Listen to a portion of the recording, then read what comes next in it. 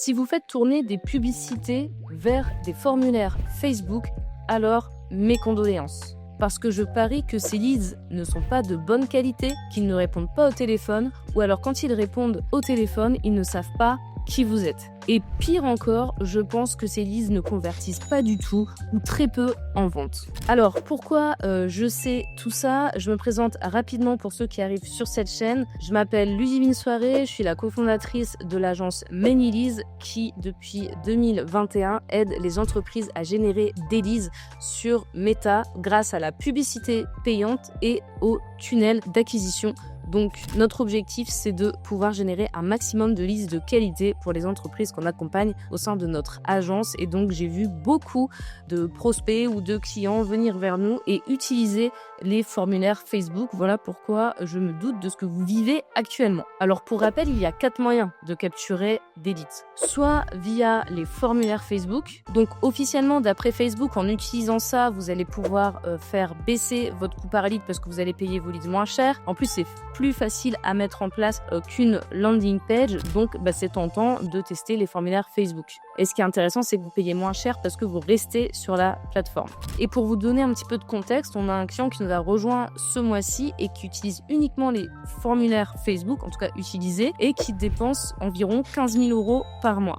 Et donc j'entends toujours le même discours, oui on a des leads entre 6 et 8 euros, donc on est content de notre CPL et on génère des leads via la pub Meta.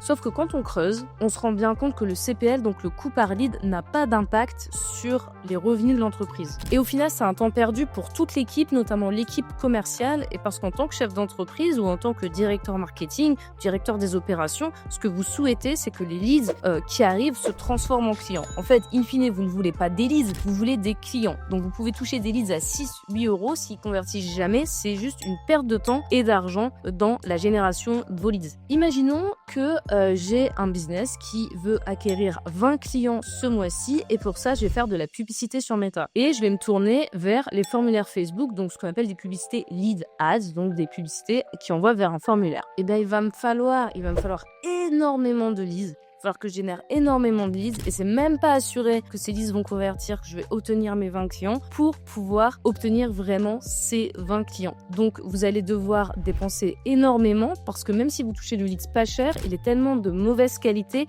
que vous allez mettre un gros budget pour compenser cette qualité médiocre et c'est pas sûr que vous retrouviez votre ROI dans ces cas-là. Alors certains media buyers, certains account managers ne seront pas d'accord avec moi parce qu'ils vont me dire que dans les formulaires Facebook, il y a des logiques conditionnelles, donc on peut mettre des conditions pour améliorer la qualité, éliminer certains leads. Ok, mais il faut bien comprendre que dans la génération de leads, il y a un équilibre à avoir. C'est un équilibre entre des métriques psychologiques et des métriques économiques. Et souvent, les comptes qu'on reprend et qui font du Facebook Form, de la Leads Ads, tout simplement, ce sont des comptes qui n'ont pas de stratégie. Et on va dire que les Facebook Forms, si vous avez une agence aujourd'hui avec qui vous travaillez, qui fait des Facebook Forms ou que vous-même vous en faites, je suis désolée de le dire, mais c'est un peu la manière fainéante de faire de la génération de leads. Parce que oui, c'est facile, mais les résultats ne viennent pas. Et même si des entreprises obtiennent des résultats avec des formulaires Facebook, elles pourraient obtenir tellement plus si elles travaillaient sur leur stratégie d'acquisition et sur leur tunnel, donc l'optimisation de l'expérience post-clic. Donc après la pub, elles gagneraient beaucoup plus de revenus qu'en faisant du formulaire Facebook. Il y a 2 leviers à activer dans la génération de leads, c'est le volume et la qualité. Et c'est pas l'un ou l'autre, c'est l'équilibre entre ce volume et cette qualité qu'il faut trouver pour avoir une stratégie gagnante. Là, il faut que ce soit aligné avec votre stratégie en tant que business et aussi avec vos objectifs de vente, avec votre équipe de vente. Par exemple, au 2e trimestre de l'année, on a eu un client dans le domaine de la santé qui voulait absolument beaucoup de leads, donc il y avait des investisseurs derrière et son objectif c'était d'avoir le volume de leads le plus élevé possible et il avait une forte capacité commerciale derrière. Donc on a dit ok, on l'a quand même évidemment prévenu que l'équipe commerciale allait avoir beaucoup de déchets en utilisant les Facebook Forms. Mais on s'est tourné vers les Facebook Forms parce qu'il voulait énormément de volume et c'était un souhait de sa part pour satisfaire les investisseurs. Donc vous voyez que dans certains cas, en effet, c'est intéressant, mais c'est vraiment des cas particuliers. Si votre objectif, ce qui est souvent le cas, c'est la rentabilité et que vous n'avez pas forcément d'investisseurs, que vous êtes un business bootstrap, ne commencez pas à faire du Facebook Form. Et évidemment que sur ce client, les leads étaient beaucoup moins qualifiés que si on les avait envoyés sur un lead magnet ou sur une landing page. Donc finalement, quelle est la leçon ici ? C'est que la friction peut être une bonne chose. Alors là, il y a beaucoup de marketeurs qui vont pas aimer ce que je vais dire, mais le process de vente commence avec le marketing. Et un bon marketing disqualifie et qualifie les personnes. Alors, qu'est-ce que vous pouvez faire aujourd'hui si vous faites tourner de la publicité vers des formulaires Facebook ? À part ne pas le faire, qui est mon conseil numéro 1. La première chose, c'est de définir qu'est-ce qu'un bon lead pour vous.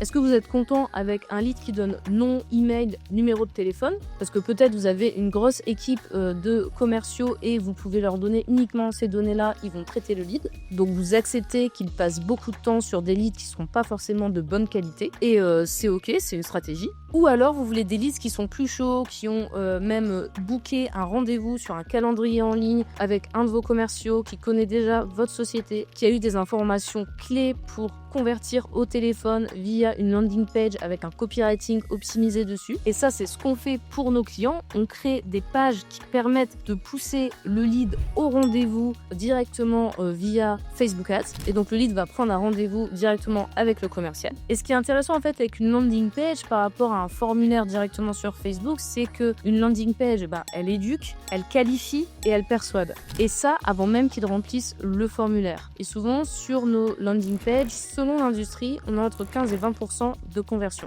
D'ailleurs, j'ai fait une vidéo à ce sujet où je vous ai mis le benchmark 2025 des pourcentages de conversion par type d'industrie, par type de tunnel et par type d'étape dans ce tunnel, donc opt-in, rendez-vous, etc. N'hésitez pas à les regarder. Donc, à quel point vous voulez que ce lead soit qualifié ? Parce que nous, par exemple, chez ManyLeads, on veut des leads qui soient qualifiés, qui soient excités par ce qu'on fait. On ne veut pas des leads froids parce qu'on sait très bien que ça n'aura pas d'impact sur le revenu de l'entreprise. Et donc, en tant qu'agence, évidemment, l'objectif, c'est que le client reste le plus longtemps avec nous et donc il trouve un ROI. C'est pour ça que je vous déconseille d'utiliser Facebook Form. Que vous passiez par une agence ou non, vous auriez plus de revenus avec des landing pages. En fait, tout simplement, la logique à comprendre, c'est qu'il faut optimiser ses pubs pour des acheteurs, pas pour des leads. Par exemple, on ne va pas regarder uniquement le CPL qui tout seul n'a aucune importance, donc le coût par lead. On va plutôt regarder le coût par acquisition, combien ça nous coûte d'acquérir un client. On va regarder le coût par rendez-vous pris. On va regarder le taux de show-up, donc surtout en fait le taux de no-show qui nous donnera le taux de présence pour voir si c'est ces leads qui deviennent clients par les étapes par lesquelles ils passent ou est-ce qu'on peut optimiser pour arriver à trouver le meilleur parcours possible et avoir une génération de leads efficace. Donc, si je résume, nous on regarde le coût par acquisition, donc le coût en priorité. Il y a d'autres métriques, mais vraiment, le coût par acquisition, c'est très important parce que ça va permettre de savoir combien vous coûte un client. Donc, ça vous coûte combien d'acquérir un client via Facebook Ads. Après, on peut regarder le taux de rendez-vous et le coût par rendez-vous. Et ensuite, on peut regarder le taux de no-show, donc pour savoir si ces personnes qui prennent des rendez-vous sont bien qualifiées et arrivent bien au rendez-vous. Je vous donne un exemple, si on se rend compte qu'ils ne viennent pas au rendez-vous, ça veut dire qu'il faut qu'on comble un gap entre le moment où ils prennent le rendez-vous et le moment où il y a le rendez-vous. Peut-être que nos relances ne sont pas efficaces, que nos messages de rappel ne sont pas efficaces et on remodifie. Donc l'idée, c'est d'avoir un système complet pour générer des acheteurs et non juste de simples leads. Parce que la génération de leads, c'est pas comme le e-commerce. La vente, elle peut se faire dans 3 mois, 6 mois, une semaine, ça dépend de votre cycle de conversion. Pour certains clients, par exemple des clients B2B qui ont un long cycle de conversion, ça peut prendre 6 à 12 mois de convertir le lead. C'est pour ça qu'on doit, dès le départ, optimiser pour des leads qualifiés. Mais alors, comment on fait ça ? Déjà, on sait ce qu'est un lead qualifié pour nous. Ça, c'est important, c'est la base. Ensuite, ce lead qualifié, on va le traquer dans le CRM et on va renvoyer la data de ce CRM à Facebook. Si vous utilisez autre chose que la pub Facebook, renvoyez la data de votre CRM à Google, à TikTok, peu importe la plateforme, mais renvoyez les data de votre CRM à la plateforme parce qu'elle va se nourrir de ça et pouvoir vous trouver des profils similaires. Et en faisant ça, ce qui est intéressant, c'est qu'on va pouvoir scaler uniquement, augmenter le budget uniquement sur les créatives qui amènent le plus de clients et non le plus de leads. Et parfois, vous allez avoir une créative dans votre compte publicitaire qui a un CPL, j'ai une bêtise, à 10 € et vous allez avoir une créative qui a un CPL à 20 €, donc le double. Sauf que si vous regardez les datas de votre CRM, vous allez vous rendre compte que la créative qui a un coût par lead à 20 €, elle convertit beaucoup plus et elle amène des clients, alors que la créative à 10 € de CPL n'amène rien comme conversion. Donc là, vous allez vous dire, ok, moi je suis prêt à payer mon lead double parce que de toute façon, c'est ça qui convertit in fine et donc mon ROI est là. Donc vous voyez un peu la logique, donc oubliez de raisonner uniquement en coût par lead.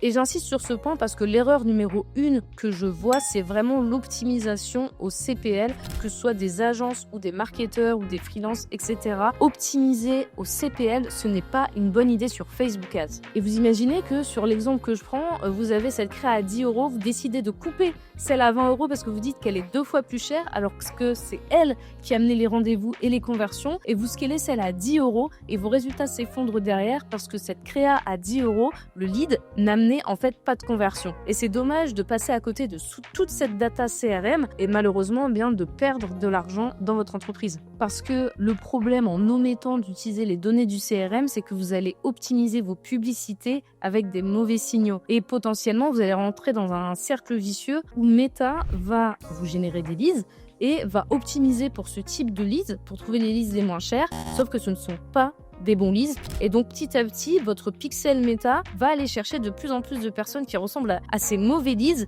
et donc vous allez avoir de plus en plus de mauvaise qualité. À l'inverse, si vous utilisez les données de votre CRM pour monter uniquement les leads qualifiés à Facebook, il va aller chercher de plus en plus que ces leads qualifiés et au fur et à mesure du temps, vous allez voir une amélioration dans la qualité de vos leads. Parce que là, si vous faites ça, on va se retrouver dans cette fameuse situation où vous allez avoir votre responsable marketing ou vous-même, si vous êtes responsable marketing, vous allez dire « Ouais, regardez, on a généré plein de leads, c'est incroyable, on paie 5 € notre leads, on a un volume de leads incroyable. » Et vous allez avoir l'équipe commerciale qui va dire « Ouais, mais ces leads sont nuls, on n'arrive à rien faire avec ces leads, le marketing, c'est nul. » Et donc là, on va commencer à avoir une guerre froide entre le département marketing et le département commercial qui vont se renvoyer la balle.